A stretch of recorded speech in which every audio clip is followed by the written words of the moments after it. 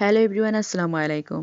আমি ইয়াসমিন আসাম হুজাই থেকে হইয়ার। আপনারা সবাই কেমন আছেন? আশা করি সবাই ভালো আছেন। আমি আলহামদুলিল্লাহ আল্লাহর রহমতে ভালো আছি।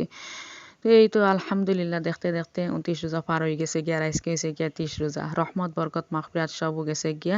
তো আগামীতে আল্লাহ বাঁচাইয়া রাখলে সামনে রমজান পাইতাম। আর যা যতটুকু আল্লাহর কাছে ইবাদত বন্দেগী যে যতখানো করতে পারছেন, আল্লাহ কবুলের মালিক, আল্লাহ কবুল করতা আমিন। তো যাই হোক, খার নসিব সামনে রমজান আছে, খার নসিব নাই একমাত্র আমরা থেকে বেহতর আল্লাহ হইতে পারেন।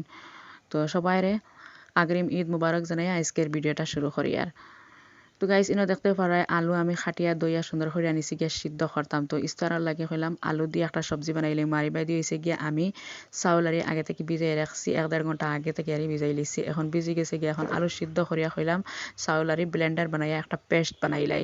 তো ইফতারের লাগে হইলাম আজকে আরি একটা জালি পিঠা আরি বানাইলে, জালি পিঠাও খাওয়া যায়, তারপরে ডুসার মতো আরি করিয়া বানাইলাম। আর এই পিঠাটা খাইতেও খুব বেশি ভালো লাগে, একদম সফট আর স্পঞ্জ হয়ে যায় গিয়া। আর আমি পেস্ট করার সময় হয়েছে গিয়া আমি কিছু আরি আগে থেকে ঠান্ডা বাদ দিছি। ঠান্ডা ভাত লগে দিয়া কিন্তু পেস্ট করলে কিতা হয়, মানে একদম সফট হয় আর একটা জালি জালি মোকা হয়, খাইতেও খুব বেশি ভালো লাগে, দেখতেও ভালো লাগে।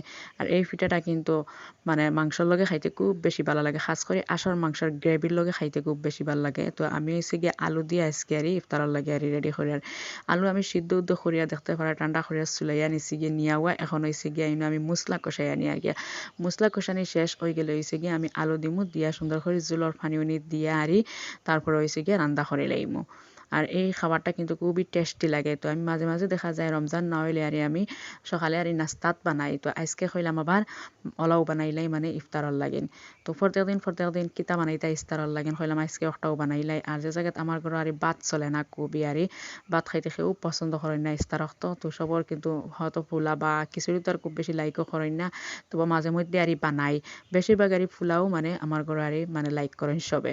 আর আজকে হয়েছে কি আমার হাজব্যান্ডও বাড়িতে নাই, খালি আমরা ইফতার হতাম হইলাম। তে আর নিজের পছন্দ মতো কিছু বানাইলাই না, হইলে দেখা যায় যে হাজব্যান্ডের পছন্দ মতো প্রত্যেক দিন আর হাজব্যান্ডের কথা বা চিন্তার কথা মাথাত রাখি আর ইফতারের লাগে রেডি করি।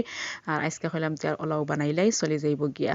আর এখন একদম রান্না বান্ধা সব কিছু আটিয়া ইচ্ছে। পয়লা রোজা দেখা যায় যে পয়লা আর 15-20 দিন খুবই মানে একদম মানে মানে দৌড়া দৌড়ির মাঝে মানে বালামতে আর ইফতার রেডি করতে লাগে। আর লাস্ট টাইমে দেখা যায় যে আস্তে আস্তে আটিয়া আই হয়, খাবার রুচিও কমিয়ে আই হয়। তো এই হয়েছে কি আমি সবজি অলরেডি রান্না করে লাইছি, করিয়া এখন দেখতে পারা একটা আর ফ্রাই প্যান বুয়াই দিছি, বুয়াইয়া তারপর হয়েছে গিয়ে আমি মানে পিঠাটা বানাই লাইম। আর তাওয়ার মাঝে আমি ফয়লা হয়েছে গিয়ে আমি তেল ব্রাশ করছি, তেল ব্রাশ করিয়া হয়েছে গিয়া বাদে হয়েছে গিয়া আমি ব্যাটার দিলাই। আর দিয়া সুন্দর করিয়া আমি আর সিপ দিয়ে আর একদম বানামতে আর দাঁড়িয়ে সারিয়া একদম মেলাইয়া দিলাইম। আর খুব সুন্দর। আর ফয়লার পিঠাটা খুব বেশি সুন্দর হয় না। তো আমরা সবেও জানি যে কোনো পিঠা হোক বা তো রুটি হোক ফয়লারটা আর খুব বেশি সুন্দর হয় না, বাদে থেকে কিন্তু খুব সুন্দর। আর একটা হয়েছে গিয়ে আমার ফয়লার পিঠা। তো যাই হোক, যেটা হোক সুন্দরও হয়েছে আর সফটও হয়েছে গিয়া। এখন গুড়িয়া দিলে, গুড়িয়া যদি দেই না তাহলে কি হয় মানে সাদা সাদা মুখে হইয়া ফাটিয়া যায় গিয়া চাউলর তো তার দায়। আর চাউল দি বানাইলে বেশি ভালো হয়। আর আটা ময়দা দি বানাইলে একদম মানে লেটলেটা মুখা একদম বেশি নরম মুখা তুলতুলা মুখা হয়ে যায় গিয়া, বেশ ভালো লাগে না আরই। তো এখন দেখতে পারায় আমার ফয়লার পিঠাটা হয়ে গেছে। তো এক এক করে আমি সব পিঠা বানাই আনিমু গিয়া।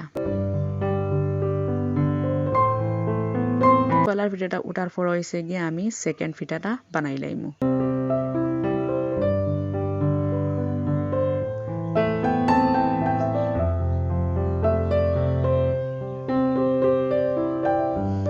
আর গাইস কয়েকদিন থেকে মানে খুবই বেশি মানে ব্যস্ততার মাঝে দিন খাটের। তো সবে দেখি আর আমার ভিডিও দেখারা খুব সুন্দর সুন্দর করে আর কমেন্ট করা, কিন্তু আমি সবার ভিডিওত মানে কমেন্ট করতে পারি না, কিন্তু ভিডিও দেখি। আর আমার অনেক আপু ভাইয়া হলে আসেন অত সুন্দর সুন্দর করে কমেন্ট করেন, তান্তানোর লাগে মানে ভিডিও বানাইতেও লাগে, মানে না বানাইলে হয় না, অর্থাৎ একদম ছোট ছোট করে ভিডিও বানাই। আর তো এর মাঝে আমার ইফতার রেডি হয়ে গেছে গিয়া, ইফতার রেডি করিয়া তারপর হয়েছে গিয়া আমরা ইফতার করিলে মতো। আজকে তো আর হাজব্যান্ডও নাই, বইবার খেয়েও নাই, বেবিও মানে খুব হান্দাকুটি করে অর্থাৎ আর বইতেও পারছি না। তো গাইস ছোট্ট একটা ভিডিও আজকে ওখানেও শেষ করে লাইমু। ভিডিওটা যদি ভালো লাগে like comment share and subscribe করিয়া রাখিও। আর হয়েছে গিয়ে আজকের ভিডিওত খেয়েও নতুন হইয়া থাকলে প্লিজ আমার চ্যানেলটা সাবস্ক্রাইব করিয়া রাখিও। আর ভিডিওতে একটা লাইক দিতে খেয়েও ভুলিও না। আশা করি আর আজকের ভিডিও আপনার কাছে খুব বেশি ভালো লাগছে।